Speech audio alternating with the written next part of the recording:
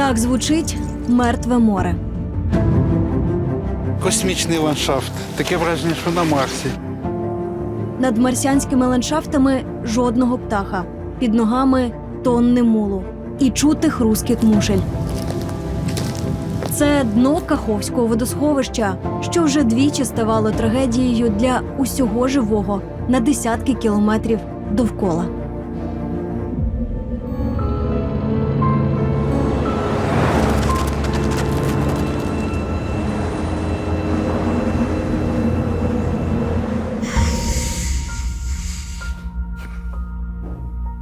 Це последствия війни.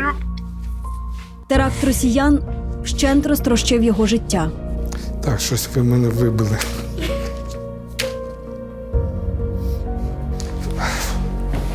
Почекайте. 6 червня Олег Пащенко, директор Каховської ГЕС, щосекунди перевіряв новини. Дзвонив знайомим у Нову Каховку і питав, чи правда. Там все життя. Звідти нас везло. Про особисту трагедію наважується розповісти вперше нам. Це такий жах, що мама не горюй. І в якийсь момент, здається, розмови не вийде. Я сам себе не розумію, чому в мене так. Вибачте.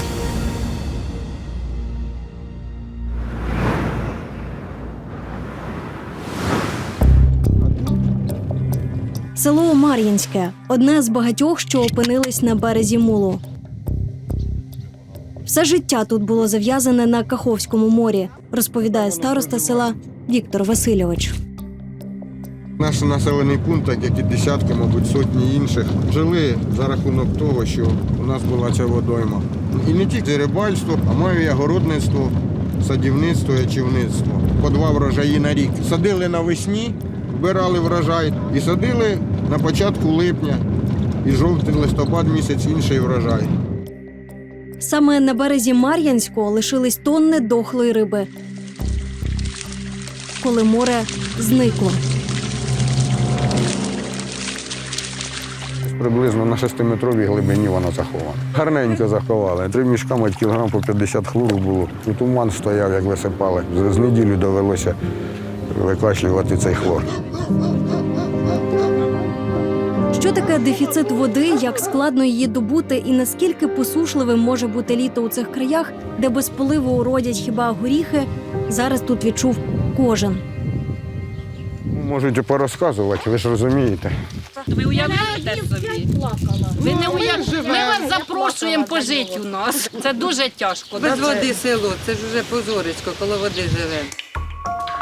Близько 3000 населення на сьогоднішній день. Ми видаємо воду бутильовану, яку привозять. Нам без моря це взагалі, я не знаю, це катастрофа. За, щоб його робили заново чи щось робили. Ми тут не виживемо без води. 6 червня 2023 року о 2:50 пролунав вибух. Росіяни підірвали Каховську ГЕС. Вже на світанку на очах мар'їнців вода щогодини відходила від берега. Не гаючи часу, люди згуртувались і почали будувати свою дамбу. Щоб урятувати цей маленький клаптик затоки. Ми брали оттуда руками каміння, робили 2 пороги, навіть 3, руками викладали. І зробили ми його за 1 добу. За 1 добу. Зараз звідси черпають технічну воду. Бочками, відрами, каністрами. Воно насоси отамо. Маленький насос, який підкачує. Раз привезли. Нічого. Да. Полів на городі. А до города треба ж набрати, привезти. І заразом скупаюся, перед як виїжджати. Розглядаючи Мар'їнське на супутникових знімках, помічаєш точно квадратами поділені ділянки. Так, кажуть місцеві, 70 років тому тут розкреслювались ділянки для їхніх батьків і дідів. І лише зараз, коли водосховище зникло, місцеві вперше побачили залишки хат і пеньків столітніх дерев, про які їм з дитинства розповідали батьки.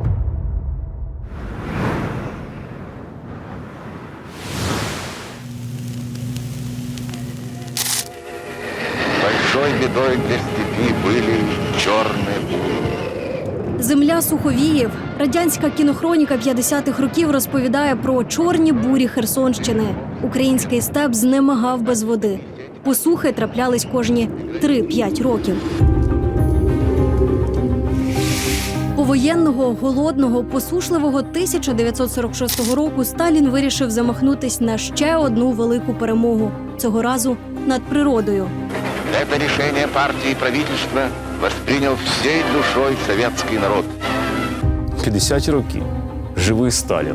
Країна пережила Голодомор, великий терор, німецьку окупацію, потім совєтське звільнення, потім голод 46-47 років, Берія розправив крила, тисячі політв'язнів, сотні тисяч розстріляних, вбитих. Ну хто б пручався? Людям наказово сказали, ви переселяєтесь і все. Система Совєтського Союзу була досконало розроблена, щоб діяти проти людини. Зрошення земель на півдні материкової України і в Криму, судноплавство, виробництво електрики, турбіни Каховської ГЕС мали буквально запустити нове життя на занепалому півдні. Сталінський проект мали не будувати, а зводити. І зробили це швидше за 5-річку. Адже вони хотіли ці водосховища продемонструвати найбільшу водосховище в усьому світі. Наближається день, коли над Дніпром засяють вогні Каховської ГЕС. Питання про те, що мають бути якісь інші сценарії для її побудови, вже не стояло. Дном Каховського водосховища стали сакральні землі українців. Це є великий луг, пуповидня українського козацтва. Тобто це система маленьких річок, островів, заплав, січ, матір, батько великий луг. Люди, партійці, досліджуючи цю територію, прекрасно розуміли, що вони затоплюють не просто низку сіл, а що вони створюють прецедент, коли буде затоплено, скажімо так, Нотр-Дам-де-Парі або Колізей.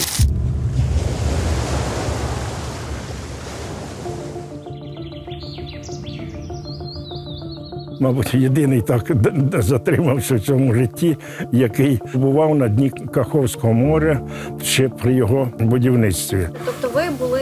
Так, на дні. Да, я релікт. Рівно 71 рік. Приблизно саме в цей час. Петро Вольвач – таврієць у 10-му поколінні. Пам'ятає, як малим випасав худобу в дніпровських плавнях, що звалися Великий Луг. 52-й рік на півдні України був дуже посушливий. Практично все вигоріло, і худоба ходила голодна, і міг би бути тваринний голодомор. Щоб врятувати худобу, це не тільки наше село, а багато колгоспів гнали худобу туди в плавні. Це було єдине місце, де буяло життя, де було багато трави, тисячолітні дуби, верби, тополі, дорослі люди, кілька чоловік не могли охопити. Риби, озерця, риба кишіла. Зовсім інше життя. В цей час почалися готувати дно Каховського моря. І це була, як тоді писали в пресі, комуністична стройка віка. 14-літній хлопець запам'ятав на все життя, як на широких дніпровських плавнях рубають, корчують і палять столітні верби, осокори й тополі. Навіть дитиною я розумів, що це варварство. І я пропускав це через призму того опалення нашої і сільських хат.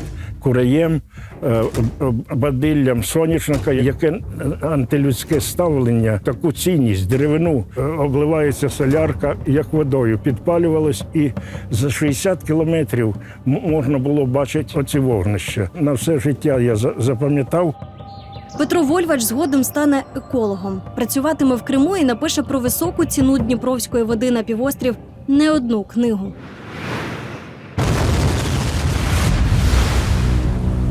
«6 червня 2023 року. Поворотна мить у російсько-українській війні.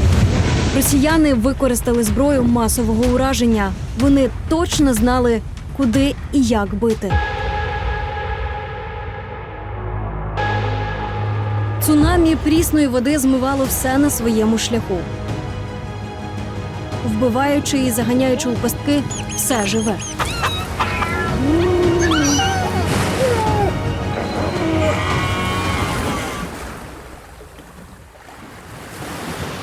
Це був гідровузол вражаючих розмірів. Висота дамби – 37 метрів. Машинна зала ГЕС сягає 56 метрів. Це як 19-поверховий будинок. Ця махина тримала море – 18 кубічних кілометрів води. Наш стратегічний запас. Вибух із середини, а потім багатотонний потік води розтрощив бетонну споруду як пластикову іграшку. Довжина усіх пробоїв складе майже 400 метрів.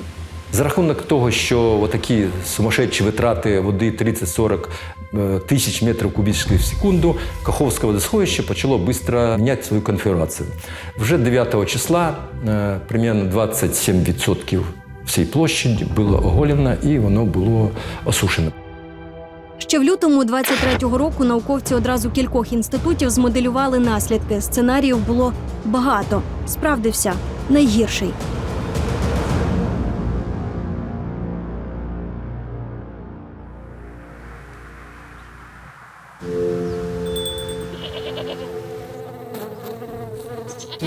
Синицю. Ну, синицю Якубеа, да. Да. Це ульмус Мінор? мінор, да. Оце хіраціум умбелятум. Ага, ну ми так і написали. Поліантимус чи апіс ранункум? Ви як ці заклинання з Гаррі Поттера кажете. Ця група біологів досліджує біорізноманіття степів Херсонщини. Новина про підірвану греблю змушує науковців відкласти поточну роботу і негайно вирушити у зону лиха. Я сприйняв це, о господи, от тепер тільки цим доведеться займатися. Відразу якби включився вже науковий підхід, що може відбутися, наскільки це катастрофічно. У перші дні вся увага до території нижче Каховської ГЕС, куди хлинули тонни води. Досі це єдина ділянка, що зберегла природній вигляд після побудови греблі – 140 кілометрів. Гектари унікальних національних парків. Усе це накрила 5-метрова хвиля. Що виживе, а що зникне назавжди? Іван Іванович вже здогадується. Він із колегами створював ці парки і знає на пам'ять понад 5 тисяч назв рослин. Це водяний горіх або челім. Це їстівний горіх, це ще малий, вони бувають набагато більші. Спровокована повінь затопила його будинок-музей неподалік Херсона. Родинний спадок. 150-літня хата, в якій Іван Іванович збирав старожитності, пішла під воду. По самий дах. Ткацький станок, таке меблі старовинні, те, що у моїх там бабусь, батьків було. Батько зробив українську піч. Однак зараз науковець більше хвилюється за волошки та дуби, які можуть не пережити велику воду. Там дуже багато рідкісних видів. Наприклад, там ложка короткоголова. За межами пісків ніде в світі більш не зустрічається. І там, де піски були підтоплені, то 100% що вона загинула. Якраз вздовж берега Дніпра там росте багато дубів велетнів, які найбільші дуби у нас. 100, 150, 200 років. От вони під великою загрозою. Береза Дніпровська – дуже рідкісний вид, він є тільки там. Національний парк Олешківських пісків створений не для піску, а для неї фактично. Але вона вимирала всюди, де по якихось причинах, хоча б на короткий період, піднімався рівень ґрунтових вод. Зараз весь ареал Берези Дніпровської на якийсь час пережив найбільший в історії скачок рівня ґрунтових вод. Група біологів склала перелік рослин та тварин, які через теракт росіян опинилися на межі зникнення. У ньому схожий на кенгуру ємуранчик Фальсфейна, мишівка Нордмана та сліпак піщаний. Ці створіння мільйони років жили у товщі пісків. У перші тижні після теракту їхні тунелі наповнились Дніпровською водою. 70% всієї світової популяції – це якраз смуга вздовж Дніпра. Розпач. Це все якось може зникнути. Одна з головних аксіом екологів – все пов'язано з усім. Мільйони років природа створювала зв'язки, їх усі досі не знає ніхто. Щороку інстинкти ведуть тисячі птахів з Африки до українського півдня. Цим заплавам Дніпра вони довіряли найважливіший період у житті – гніздування. Тут всі умови – безліч очеретяних острівців, кущів, багато риби – було.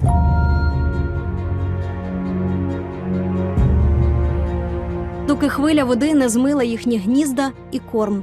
Щонайменше 11 тисяч тонн риби загинуло. От якщо намалювати карту Європи для птахів, а не для людей. Південь України, він буде дуже особливим. 100% пташенят і гнізд змило цим потоком. Це найбільший відомий нам удар по чисельності птахів. Птахи, які харчуються рибою, наприклад, вони регулюють чисельність риб. Якщо вони перестануть це робити, частина риб може різко збільшити свою чисельність. Частина цих птахів, вона зникає. Вона настільки налякана, що вона шукає інші території для живлення і потім не повертається. Колись повернуться їх пташенята, може. Тому що пташенята завжди шукають нові місця для гніздування. Але це може на один рік прийти. Пелікани відреагували миттєво. Після того, як їхнє улюблене місце Дніпробузький лиман переповнила брудна прісна вода, вчені помітили небувало великі колонії на сусідньому Тілігульському лимані, що на межі Одеської та Миколаївської областей. –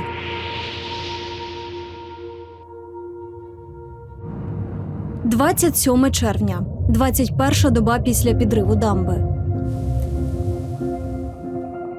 Територія вище колишньої греблі.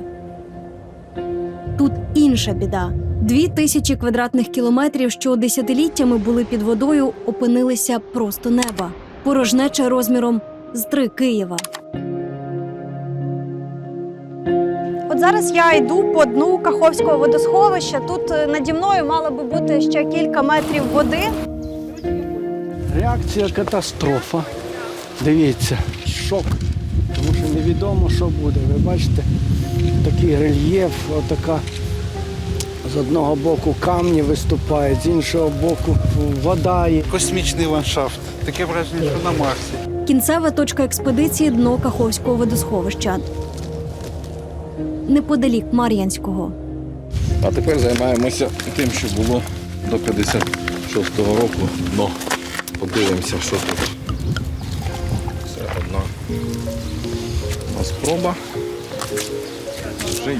На березі Каховського водосховища розташовується цілий ряд промислових підприємств Нікополя, Марганець, які є такими технологічними гігантами. З'ясувати оці важкі метали, той же марганець, скільки його є в тому молі. Ви заміряли глибину? Заміряли, і наш прилад, який 80 сантиметрів висотою, він повністю занурювався. Тобто там більше, ніж 80. Найбільше побоювання – чи станеться земля пустелею. Вчені розкладають мітки-магнітики на мулистій ділянці, аби через рік перевірити, чим вона заросте, якщо заросте.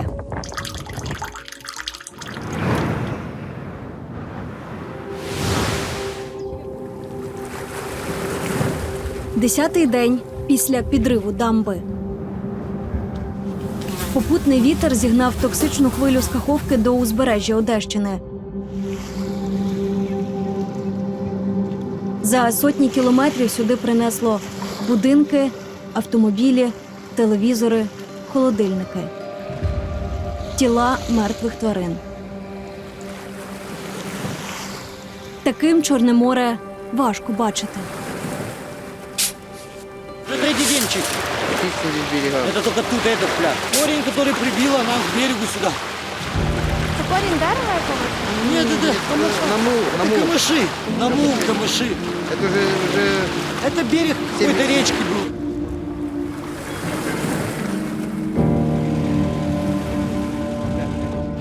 Що море отруєне, видно неозброєним оком. Але місцеві екоінспектори щодня беруть проби води.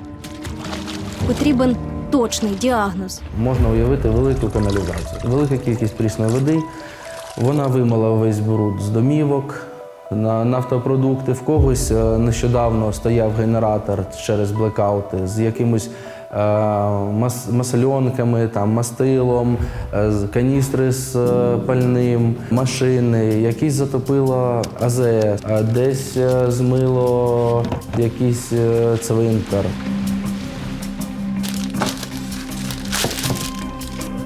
Лабораторні дослідження підтверджують, на 5-й день після підриву Каховської ГЕС за фізико-хімічними показниками Чорне море перетворилось на річку. Нормальная соленость для морской, для воды Черного моря. Нормальна солоність для Чорного моря від 12 до 18 грамів солі на літр води. Води, солі, то У цьому ж випадку розпріснення моря аж до 4 проміла. 4. Щоб зрозуміти масштаб катастрофи, потрібно побачити морський ландшафт. Найбільша глибина Чорного моря – понад 2000 метрів. Але єдина мілководна частина до 150 метрів – це шельф поблизу України. І це не рестилище, пологовий будинок для більшості морських мешканців. А тепер уявіть, саме в розпал сезону розмноження туди одномоментно хлинули тонни прісної, брудної води.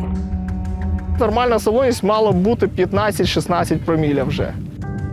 І тут, коли зараз вже не рестує риба, розмножуються безхребетні, тобто почалося літнє життя нормальне. І тут приходить вода 3 проміля. Велика риба може втекти, в принципі. Ми бачили, що краби бігають по березі. Ну, на березі воно помре просто, тому що воно ж без води не може.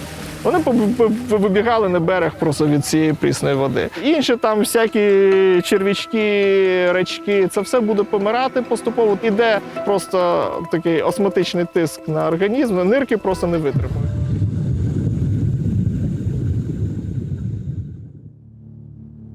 Море закривають для людей. Офіційний дозвіл на дослідження морського дна отримує лише Олександр Куракін. Поліція, прокуратура і екологічна... Генеральна прокуратура, поліція та екологічна інспекція посприяли, і ми отримали дозвіл на підводні роботи. На підводні роботи. Олександр збирає докази воєнного злочину росіян – екоциду. Вони ляжуть у кримінальне провадження Генеральної прокуратури. Многі до сих пор спрашують. Багато людей запитують, а як же там море? Там же такий жах коївся. От 6 червня, в другій половині дня, ми ось тут уже відбирали проби, щоб означити рубіж до і після. Чи зможе Чорне море одужати після потрясіння? Як воно станеться? Як воно подіє?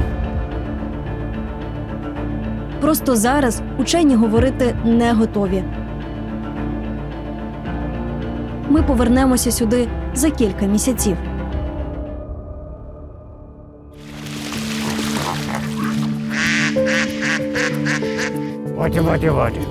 Одеський зоопарк – місце, що стало таким собі Ноєвим ковчегом. Коли у Чорному морі опинились сотні тварин з Херсонщини, українці рятували їх по всьому узбережжю. Я неймовірно вдячний всім людям, які небайдужі, які ловили цих тваринок, які їх там сажали у скляночці з прісною водою, привозили по одному тритончику, по 2 жабки. Це дуже зворушливо. Нам вдалося врятувати тільки малу краплю від такої загальної кількості. До зоопарку потрапило більше 300 тварин. Ця красуня 5 діб без води і їжі на острівці зі сміття чекала порятунку у відкритому морі.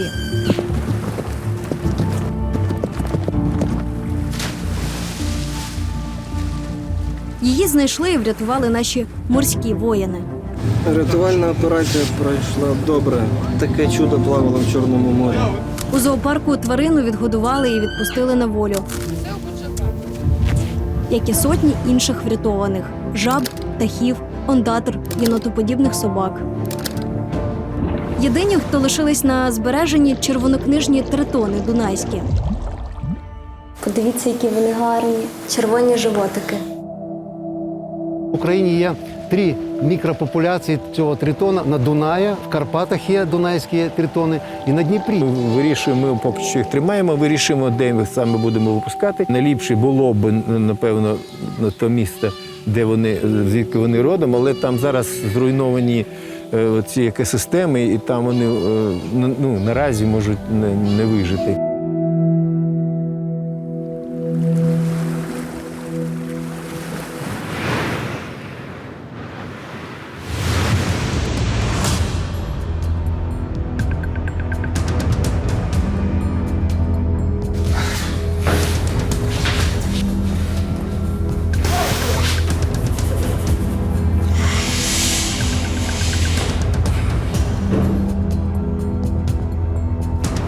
последствия войны.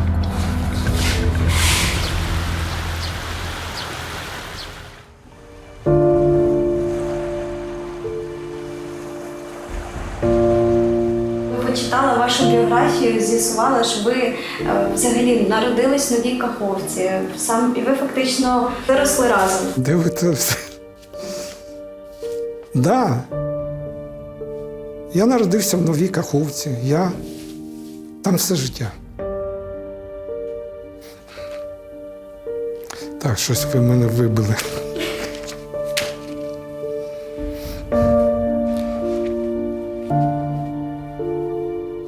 Олег Пащенко, директор Каховської ГЕС, якої вже не існує. Вперше він наважується нам розповісти про особисту трагедію, яка почалася задовго до 6 червня. 24 лютого 2022 року, попри бомбардування і наближення ворожих колон, він пішов на роботу. В 10:40 вони вже були на станції. Частина їх зайшла на станцію, окружили. Техніки дуже було багато. Він і ще близько 200 підлеглих були заручниками росіян. Олег Григорович в окупації жив і працював 4 місяці. Щоб не стати колаборантом, коли росіяни почали змушувати перереєструвати ГЕС на Росію, Олег Григорович зважився на відчайдушний крок. Свої установчі документи були вкрали на ГЕСі, там змогли вивезти і знищити, щоб їм нічого не досталося бази. Так що ми немножко партизанили теж там. Ми з жінкою, коли тікати хотіли, так ми десь неділі-дві тільки тренувалися на блокпостах. Ну як тренувалися? Це як? Як? Ну, щоб вас не вбили. Я на свої глаза бачив стільки людей вбитими. Воно ж так. Треба під'їхати до блокпосту, руки поставити зверху, щоб тебе бачили.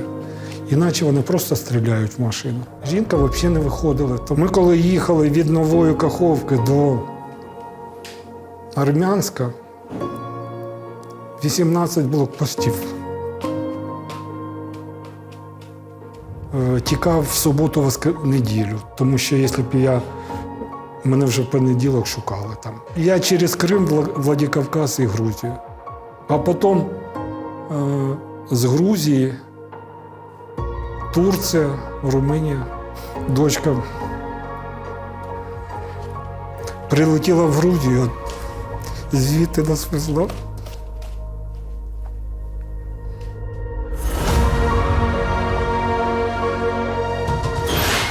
Я сам себе не розумію, чому.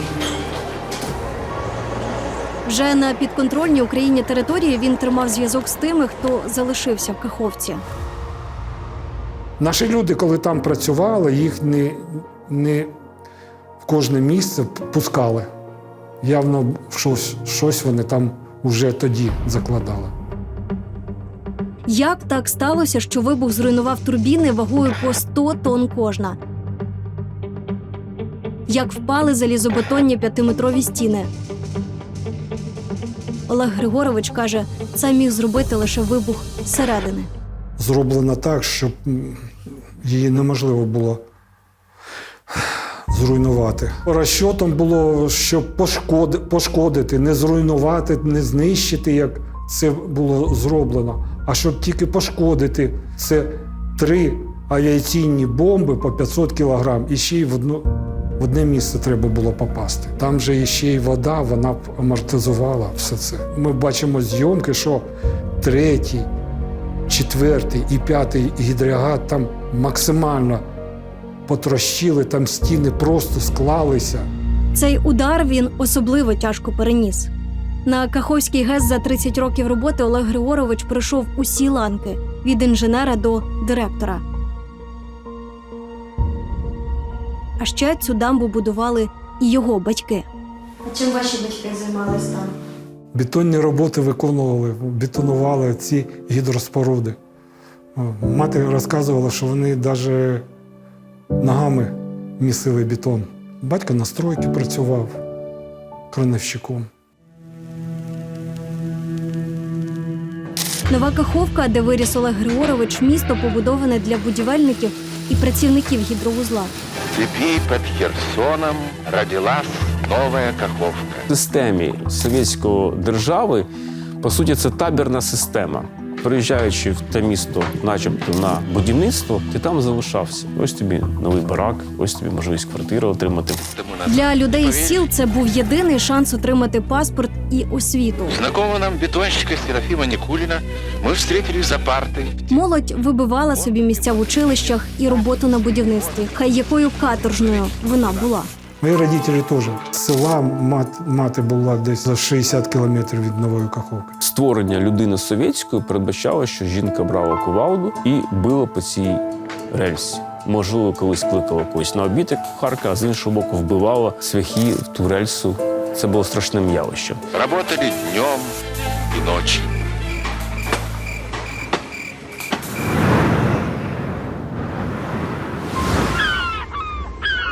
У комсомольській гарячці великих будов Україна втратила річку Дніпро. Натомість із 1932 по 1976 з'явився каскад великих дніпровських морів. Наш стратегічний запас води зберігається саме в них. Погляньмо на ці артерії. З Кременчуцького, приміром, воду отримують Харківщина і Донеччина, а Каховське найбільше за об'ємом давало воду у зрошувальні канали для сільського господарства і водогони міст. Навіть віддалений Бердянськ, що стоїть на Азовському узбережжі, пив дніпровську воду. Якщо загальний обсяг води в каскаді там понад 40 кілометрів кубічних, то 18 із них, майже половина, це тільки Каховський водосхов. 18 кілометрів кубічних. Цього могло б вистачити, щоб покрити питні потреби всієї планети протягом року. Руйнування цього водосховища – це величезний удар по нашій національній безпеці. Маленький простий приклад. У нас майже 1 мільйон гектарів зрошення був прив'язаний до Каховського водосховища. Якщо ці системи зрошувальні не будуть працювати декілька років, вони втрачають свої експлуатаційні можливості. Розглядаючи лівобережжя Херсонщини, на супутникових знімках помітні безліч дивних кіл. Такий вигляд мають системи зрошення, що робили ці землі найродючішими ґрунтами України. Оце тільки зараз попав на ліпісток. Зараз польовою дорогою будуть його тягнути. Фермер з Херсонщини Василь Штендера тільки не розмінував поля. Після окупації, боїв та звільнення його земля мала знову родити. Ми ранньою весною розмінували десь біля 1000 гектар землі і посіяли там ранні культури, соняшник, і ризикнули, посіяли сою. Але ж сою ми сіяли, планували, буде полив, і 4 числа ми починали сіяти, а 6 числа – все. Слово «все» означає, що прогнозувати об'єми врожаю вкрай складно. Попри те, що Василь впровадив сучасну систему ноутіл, яка захищає ґрунти від випаровування, врожаю все одно буде на 30% менше. Аграрний бізнес став ризикованою справою. Якщо брати Казахстан, який має подібний клімат, вони, на жаль, не мають такого рівня врожайності, який є в Україні. Вирощувати можна, однак результативність буде дуже поганою. Навряд чи хтось захоче без зрошення, а ми зараз говоримо про майбутній період через 5-10 років, коли ґрунти почнуть змінювати свою структуру. На півдні України випадає 300-350 мм, а треба не менше 600. Зміни клімату ці тенденції лише посилюють. Температура зросла, кліматичні зони зсунулись на 200 кілометрів. Оці останні 10 років, які були найбільш спекотними, можна сказати, коли температура була найвищою, у нас ще ж тут спостерігалося дефіцит вологи досить суттєвий. Серпень став теплішим майже на 2 градуси. Це свідчить про дуже великі зміни в тих екосистемах, які характерні для цього регіону. Що може стати з цими землями без зрошення, науковці ставлять мені в приклад Крим. У 50-ті зрошення було запорукою відновлення півострова після катастрофічного занепаду, що стався, коли замість депортованих Сталіним татар у 1944 році Крим заселили росіянами. Система потребувала догляду. Доглядати росіяни не вміли, не знали, це не їхня кліматична зона. Поставити косий паркан і посадити березу – це зовсім інше, ніж доглядати за складною екологічною системою. У 1954 році Хрущов зробив такий собі подарунок Україні. Наші гроші, наші люди і наша вода з Дніпра мали витягнути Крим із соціальної та економічної прірви.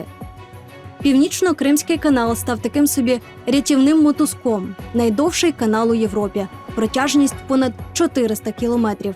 Дніпровська вода забезпечувала 85% всіх потреб. Ось як зустрічали воду там.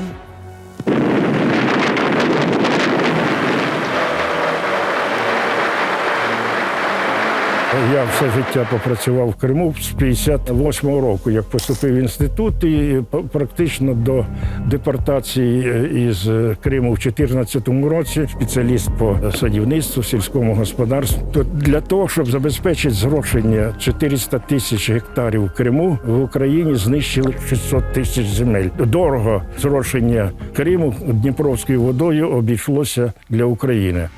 Після анексії Криму у 2014 році кількість зрошувальних земель зменшилась у 10 разів – із 130 тисяч гектарів до 12. Без подачі Дніпровської води півострів почав буквально засихати.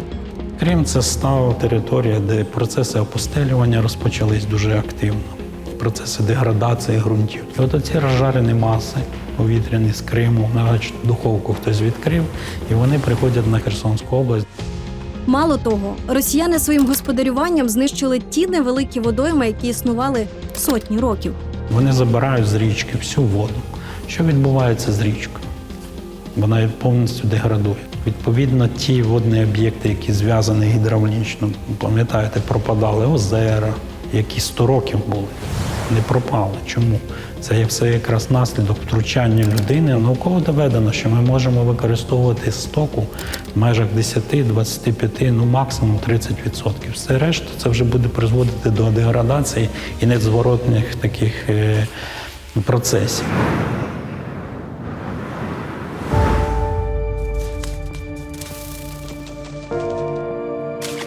Хортиця. 46-й день після підриву дамби. Вид на Дубовий острів. Звідси починалось Каховське водосховище і мало ось такий вигляд.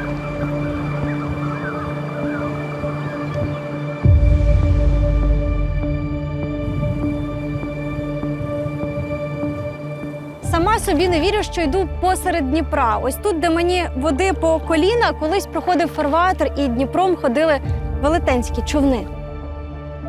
Чи повернувся зараз Дніпро до первісних обрисів? Подивимося на карту 1948 року. Ось яким був Дніпро до побудови водосховища. Ось так змінився, коли греблю звели. А ось такий вигляд має зараз. 70 років штормів та осадів не змінили русло. Утім, схожість хіба візуальна. Людська рука безповоротно відредагувала екосистему. До будівництва Каховського водосховища на цій ділянці саме водилися 78 видів риб. З них були дуже цінні осетрові риби.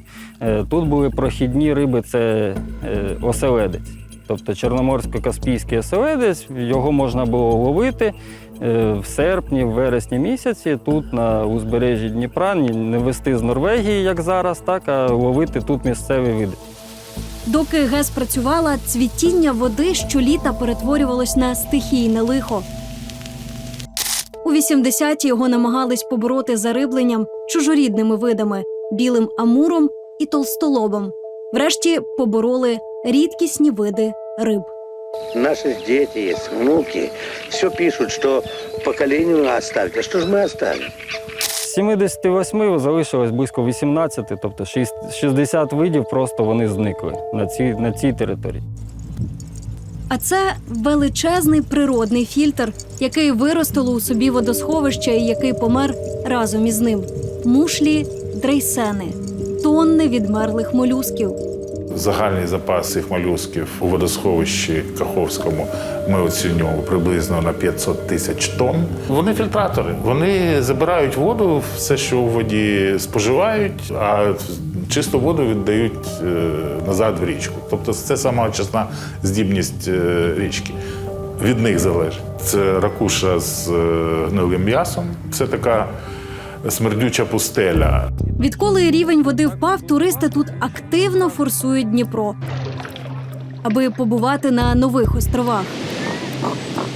Але баклани з пташенятами зовсім не раді відвідувачам. Зараз люди йдуть до бакланів, вони їх турбують. Птах що буде робити? Він буде відлітати.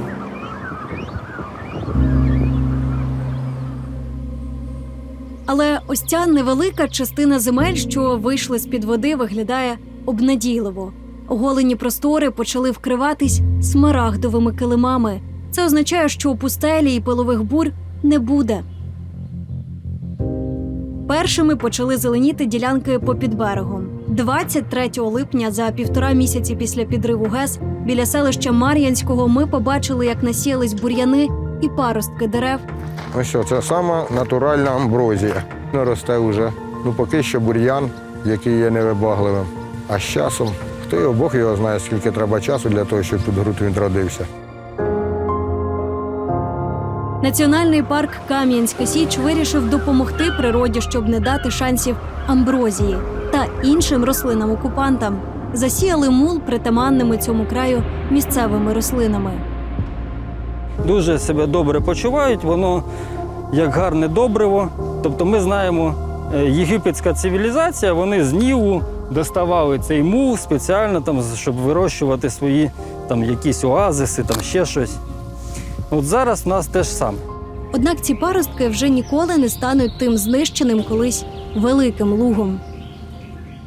Великий Луг – це наша історія. Повернути те, що було до моря, ані столітні дуби, ані верби неможливо. Такий закон природи. Після великих потрясінь вона змінюється і вже ніколи не повертається до своїх попередніх обрисів.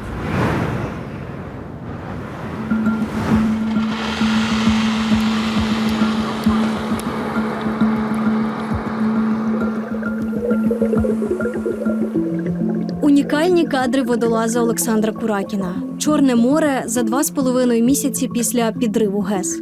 Вже видно, як мул потроху засмоктує осілий дніпровський очерет. Поміж деревами бігають краби. Шторми і течії розносять сміття на великі простори. Море увімкнуло всі можливі захисні механізми. В институте я застал человека, который обрабатывает... В інституті я застав людину, що обробляє проби. Мене вразила кількість бокоплавів. Ракообразні, які обітають на... Це ракоподібні, що живуть на морському дні. Їх там просто неймовірні тисячі. Потребляють органіку, яка... В основному вони харчуються органікою, яка не цікавить більше нікого. Тобто, в перекладі на людську мову, це їдять каку. Це от якраз показує, що море... Це свідчення того, що море на будь-які зовнішні впливи дає відповідь. І ось треба спожити багато органіки. Опана. Ми створюємо сегмент, який все утилізує. Море знову стало солоним, візуально чистішим. Відкрився навіть купальний сезон. Та чи означає це, що море відновилось? Тук-тук, добрий день. Ми до вас вернулись, бачите, як обіцяли. Директор Українського наукового центру екології моря Віктор Коморін каже, шторми дуже допомогли вимити забруднення із затоки. Ситуація ліпша, ніж ми сподівалися. Вода в Одеській затоці більше розповсюджується по всьому Чорному морю. Тут залишаються оці токсичні речовини в певних ланках трофічного ланцюжка. Мається на увазі, наприклад, придоння риби, донна поверхня. І коли, наприклад, штормові такі погодні умови, то з дна змулюються оці токсини і знову потрапляють в море, в морську воду. Наразі вже відкриті пляжі і можна купатися. Але коли дують вітри з Дніпробузького лимана, я б порекомендував постерегтися в ці дні. Ви не купались? Я не купався. Це вже в мене така професійна деформація, скажімо так. Молюски і риба всі ці токсини накопичують, тому вживати їх ще невизначений час буде небезпечно.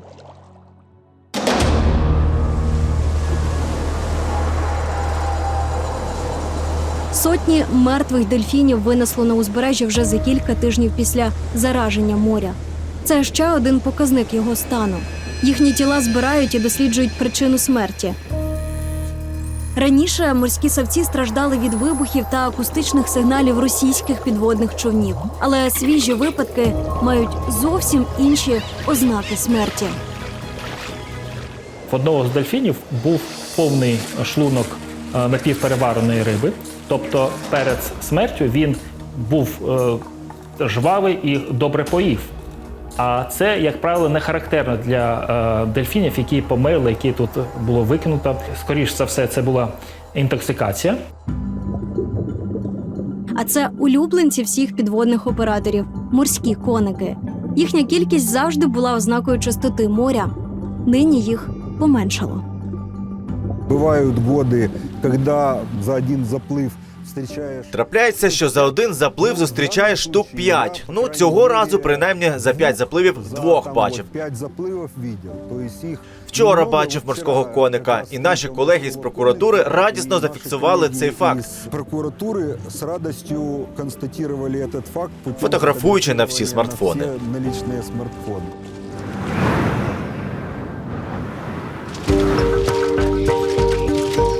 Послухаєш, вроді б то й на Нікополь скрізь ведуть, і там ведуть, і на Кривий Ріг.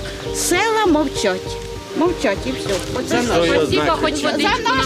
Кривий Ріг кажуть. Так, і за Нікополь, Орджонікідзе, а Мар'їнське і те, і це висихає. Все літо мар'їнці чекали води. Чули, нові нитки водогонів вже почали прокладати біля Кривого Рогу.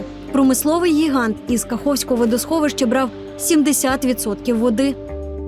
Якщо б не будувався цей водогін, думаю, що 80%, а це майже 800 тисяч людей, були б в дуже скрутному становищі. Від Каховського водосховища запитано, і потреба була у воді в 70% всього району. Але коли б ця вся потреба лягла тільки на одне наше водосховище Карачунівське, ми викидуємо з цього обіходу наші підприємства. І потреба води в них також дуже велика. Населеним пунктам по периметру спущеного водосховища воду тягнуть із Дніпровських каскадів – Кременчуцького і Дніпровського. В місцевих річках або не тієї якості, або не в тій кількості. Загальна протяжність всіх відтинків – 150 кілометрів. Частина Мар'янського вже теж з водою. Решту поки не можуть підключити. Труби ще 56-го року, діряві. Дехто в дворах пробурив свердловини, не врятувало. Гірке, солене, таке, що в рота не можна взяти, і скотина не п'є. Та хай як складно дається життя без моря. Мар'янці стоять. Ми теж люди, і ми теж хочемо жити. В Україні ми не хочемо нікуди виїжджати, ми хочемо жити в Україні. Ми не виїжджали, нікуди. Ми нікуди не поїхали, не предали Україну і хочемо тут жити. Поможіть нам. Простих рішень не буде. Погляди кардинально різні. Науковці з природоохоронної групи вважають, ці землі справедливо було б повернути природі. Сьогоднішній мейнстрім – відновлювати природність річок. Заплановано в Європейському Союзі відновити природність течії 25 тисяч кілометрів річок. Це не найкраща ідея. Фактично відновити пам'ятник Сталіну. Маючи сучасні технології, ми ж його не повинні робити такі, як він був 70 років тому. Гідрологи ж переконують, води у природному стоку Дніпра забракне. Потреби у нас у всіх все одно десь 1000–1500 метрів кубічних в секунду. А Дніпро зараз нам буде давати тільки 500 кубів. Але головне, щоб спільнота, і в тому числі місцеві громади, запитували: скажіть, будь ласка, Український гідрометеорологічний інститут, а що буде у зв'язку зі змінами клімату, коли у нас буде маловоддя, і де ми будемо брати воду? Професор Інституту радіоактивності навколишнього середовища університету Фукусіми Марк Железняк поділився із нами своїм баченням можливого проекту відбудови ГЕС. Відрізати мілководну частину водосховища, а це 30% території, що повернуться природі та людям. Решту заповнити водою. Тут в Фукусимі, звідки я вам розповідаю, багато водосховищ в горах. У тебе глибоке водосховище, при тому, що територія не дуже велика. А ми будували водосховище нерівні. Практично що сталося, що дуже велика територія була покрита водою глибиною 2-3 метри. Може бути побудована дамба, яка буде йти вдовж старого річища Дніпра від Хортиці. І далі спускатися вниз за течією. Практично третина водосховища, вона повертається на Ругу. Тож, яким ми побачимо дно Каховського водосховища в найближче десятиліття? Якщо землі затоплять частково, Мар'їнське знову опиниться на березі моря. А єдиною природною оазою буде територія попід лівим берегом Запоріжжя. Водосховище можуть відновити повністю, врятувавши спраглі господарства та виробництва, влаштувавши чергове потрясіння флорі та фауні. Врешті можуть лишити все як є.